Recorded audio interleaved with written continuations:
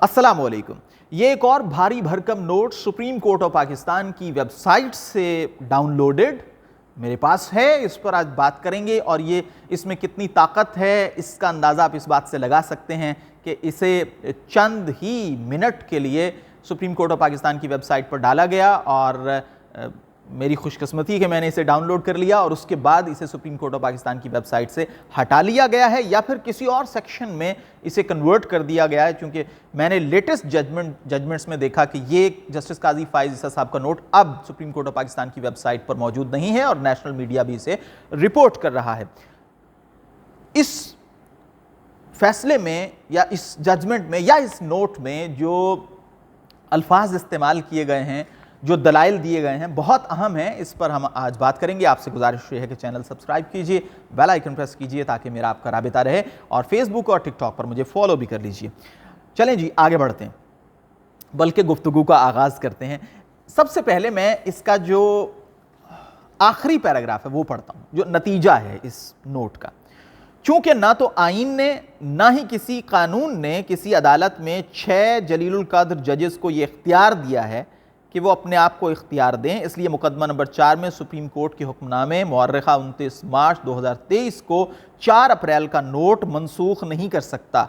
मुतकब्बिराना, इस पर गौर कीजिए, मुतकब्बिराना आमरीत की धुंध में लिपटे किसी कमरे अदालत से निकलने वाले फैसले आइन को बरतरफ नहीं कर सकते। खासा भारी भरकम ये जुमला है, खासे इसमें भारी भरकम अल्फाज इस्तेमाल किए गए हैं। मुतकब्बिराना आमरीत, कौन है मुतकब्बिर और कौन है आमिर, इस पर हम आगे जाकर बात करेंगे। दूसरा जो फैसला है वो गुज़श्ता रोज़ का है, लेकिन उस पर सरहद पार से कुछ एतराज़ात हुए हैं, उस पर भी हम बात करेंगे। वो जस्टिस अतहर मिनल्लाह का फैसला है। इस नोट पर फैसला या नोट या जजमेंट, इस नोट पर हम सबसे पहले बात करते हैं कि जस्टिस काजी फाइज ईसा साहब ने जो उनका 29 मार्च का जो फैसला था उसको मनसूख करने के फैसले को फैसला मानने से इनकार कर दिया है। यानी 4 अप्रैल को जो लार्जर बेंच बना था 6 रुकनी, उसके फैसले को मानने से इनकार कर दिया और यह कहा है कि यह फैसला है ही नहीं, ये तो नोट है। क्यों है, इस पर बात होगी। पहला नुक्ता, वो कहते हैं रजिस्ट्रार तो रजिस्ट्रार रहा ही नहीं है, उसे हुकूमत ने वापस बुला लिया, लेकिन अभी तक वो काम कर रहे हैं, तो लीगली तो वो रजिस्ट्रार हैं ही नहीं, लेकिन वो जजेस की फहरिस्त भी जारी कर रहे हैं और ये काम कर रहे हैं। लिहाजा ये पहला नुक्ता उन्होंने उठाया है। फिर उन्होंने जो लार्जर बेंच बना था जिसने उनके फैसले को मनसूख किया, उसे मजमुआ बेंच करार दिया। अब उर्दू में भी बाज़ दफ़ा ऐसे लफ्ज़ आ जाते हैं कि फिर आपको देखना पड़ता है कि इसका मतलब क्या है, तो फिर अंग्रेज़ी में वो समझ आ जाता है। तो जब मैंने अंग्रेज़ी में देखा कि मजमुआ नहीं, मज़ऊमा, तो ये मज़ऊमा जो है इसका मतलब क्या है, सुपोज्ड, फर्ज किया गया, नाम निहाद। इसका मतलब नाम निहाद शायद ना हो, लेकिन उन्होंने इटसेल्फ ये लफ्ज़ इस्तेमाल किया इस बेंच के लिए, नाम निहाद बेंच। आगे चलिए, फिर उन्होंने कुछ हवाले दिए हैं कि जो रजिस्ट्रार हैं इन्होंने एक गैर कानूनी मुरासला जारी किया मेरे फैसले को कि कुछ हिस्से को कि ये इसका इत्तलाक़ नहीं होता, तो वो एक गैर कानूनी मुरासला था। उस पर मैंने चीफ जस्टिस को भी ख़त लिखा, रजिस्ट्रार को भी लिखा और उस पर विफाकी हुकूमत को भी शायद इंटीमेट किया था जस्टिस काजी फाइज ईसा ने, और उस पर फिर अमल पैरा होते हुए जो विफाकी हुकूमत है उसने रजिस्ट्रार को हटा दिया था, लेकिन रजिस्ट्रार को चीफ जस्टिस ने चार्ज छोड़ने से मना कर दिया था। ये थोड़ा सा उन्होंने पस मंज़र भी यहाँ पर बयान किया। फिर उन्होंने कहा जी सुप्रीम कोर्ट कैसे तश्कील पाती है। सुप्रीम कोर्ट सिर्फ चीफ जस्टिस पर नहीं बल्कि चीफ जस्टिस और दीगर जजेस पर मुश्तमिल होती है। और फिर उन्होंने अपने केस का हवाला दिया कि जिसमें उन्होंने कहा था कि चीफ जस्टिस तमाम तर जो ताकत है वो अपने हाथ में नहीं ले सकते और चीफ जस्टिस अपनी दानिश को आइन की हिकमत की जगह नहीं दे सकते हैं, इसका उन्होंने हवाला दिया है। और फिर वो कहते हैं कि मज़ऊमा लार्जर बेंच के मुतालिक मफरूज़ा ये है कि इसकी तश्कील तब की, हाँ ये बड़ी अहम बात है। उन्होंने कहा जी कि ये बेंच जो है ये इसलिए तश्कील दिया गया, मफरूज़ा ये है कि जब पता चला कि जो सर्कुलर था रजिस्ट्रार का वो गैर कानूनी है तो ये बेंच तश्कील दिया गया, अदरवाइज़ इसकी ज़रूरत ही नहीं थी अगर उस इंतज़ामी फ़ैसले से ही जो ऑर्डर है वो मनसूख हो गया था तो। फिर उन्होंने یہ بتایا کہ سپریم کورٹ کون سی سماعت کر سکتا ہے کون سی نہیں کر سکتا. اس میں انہوں نے حوالہ دیا کہ اگر ایک قتل کا کیس ہے تو سپریم کورٹ خود سے ہی اس کی سماعت شروع کر دے اور جو ملزم ہے اس کو سزا دے دے یا بری کر دے تو اس کی کوئی حیثیت نہیں ہوگی. حالانکہ سپریم کورٹ کے ججوں سے 2 درجے نیچے جو جج ہیں وہ اس کا فیصلہ کر سکتے ہیں. اس کی وجہ یہ ہے کہ سپریم کورٹ کو اس کا اختیار نہیں ہے. اسی طرح انہوں نے فیملی کورٹ کا بھی حوالہ دیا ہے. پھر وہ یہ کہتے ہیں کہ یہ جو لارجر بینچ بنا تھا بڑی عجلت میں بنا ہے. اسی دن جو ہے وہ فہرست جاری کی گئی اور یہ تو ایمرجنسی میں ہوتا ہے اور ایسی کوئی ایمرجنسی تھی نہیں. اسی دن مقدمہ مقرر کیا گیا, پھر پیشگی نوٹس جاری نہیں کیے گئے. تو یہ جو ہے اعتراضات جسٹس قاضی فائز عیسیٰ صاحب نے اٹھائے ہیں اور عجلت کا جو انہوں نے ذکر کیا ہے اس میں کوئی ابہام نہیں ہے کہ واقعی عجلت میں یہ بینچ بنا بھی اور پھر اس کی سماعت بھی اور پھر اسی دن فیصلہ بھی آ گیا.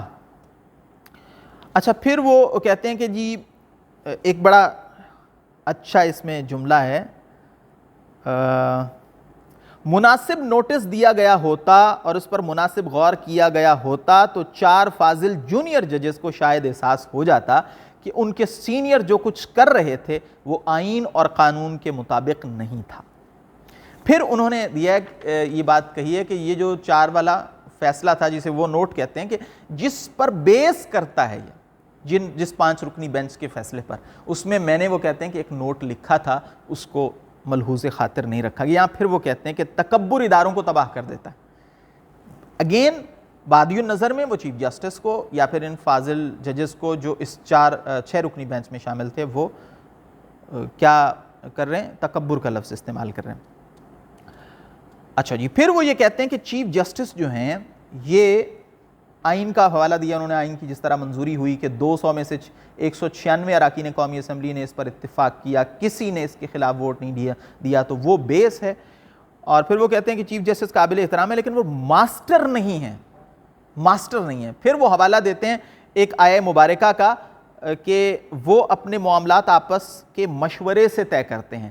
تو کچھ لوگوں نے اسے پرٹیکولر جو حاکمیت کا تصور ہے اور کس طرح ایک اسلامی مملکت میں حکمران بنے گا جو فیصلے کرے گا یا خلافت, تو اس کانٹیکسٹ میں اس آیت کو لیتے ہیں. لیکن جسٹس قاضی فائز عیسیٰ صاحب نے اسے چیف جسٹس کی طرف سے جو عدم مشاورت ہے اس پر اس کا اطلاق کیا ہے. پھر انہوں نے ایک حدیث کا حوالہ بھی دیا ہے کہ ایک صحابی روایت کرتے ہیں کہ حدیث نہیں ہے, اللہ کے رسول حضرت محمد صلی اللہ علیہ وسلم کو بھی حکم دیا گیا کہ وہ لوگوں کے امور میں ان سے مشورہ کریں. اور ایک صحابی روایت کرتے ہیں کہ اللہ کے رسول سے زیادہ اپنے ساتھیوں سے مشورہ کرنے والا کوئی نہیں تھا. اس کا بھی انہوں نے اس پر اطلاق کیا ہے. اور بعد ازاں انہوں نے مملکت بھوٹان کا حوالہ بھی دیا ہے کہ اب وہ دور نہیں رہا کہ مطلق ایک ہی شخص کی حاکمیت اور ایک ہی شخص کی بادشاہت ہوگی, وہ دور اب ختم ہو گیا. اور پھر انہوں نے بھوٹان کا حوالہ دیا کہ اس کے بادشاہ نے بھی اپنے آپ کو مطلق بادشاہت سے علیحدہ کر لیا تھا, یہ کہہ کر کہ میں نہیں سمجھتا کہ مطلق بادشاہت کا نظام جس کا کلی انحصار ایک فرد پر ہو طویل المدت تناظر میں لوگوں کے لیے کوئی اچھا نظام ہے. اور پھر آخر میں انہوں نے یہ کہا ہے کہ یہ نوٹ جو ہے 4 اپریل کا وہ ہمارے فیصلے کو منسوخ نہیں کر سکتا ہے. یہ بھاری بھرکم نوٹ تھا جو میں نے آپ کے سامنے بیان کیا, اور میرے پاس وقت بھی اب بہت کم رہ گیا. اگلی ویڈیو میں ہم انشاءاللہ بات کریں گے کہ جسٹس اطہر من اللہ کا جو گزشتہ روز کا نوٹ تھا اس پر بھارتی سابق جج جسٹس مارکنڈے نے کیا اعتراضات ایک آرٹیکل میں لگائے ہیں, اس پر ہم تفصیلی بات کریں گے. آپ سے گزارش ہے کہ چینل سبسکرائب کیجئے, بیل آئیکن پریس کیجئے, مجھے فیس بک پیج پر اور ٹک ٹاک پر, ٹویٹر پر بھی فالو کیجئے. انشاءاللہ اگلی ویڈیو میں آپ سے ملاقات ہوگی.